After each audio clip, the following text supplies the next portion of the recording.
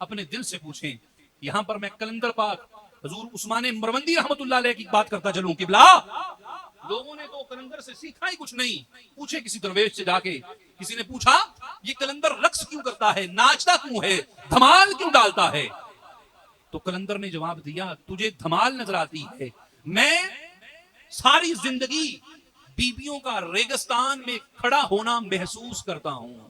میں وہ لمحے یاد کرتا ہوں جب بیبییں تپتے ہوئے ریگستان میں کبھی ایک پاؤں رکھتی تھی, دوسرا اٹھاتی تھی, دوسرا رکھتی تھی, پہلا اٹھاتی تھی, پہلا رکھتی تھی, دوسرا اٹھاتی تھی. بس یہی محسوس کرتا رہتا ہوں کہ علی کی شہزادی نبی کی بیٹیاں تپتے ریگستان میں پاؤں اٹھاتی تھی, رکھتی تھی. بس یہی محسوس کرتا رہتا ہوں, اور تمہیں لگتا ہے کہ کلندر دھمال ڈال رہا ہے.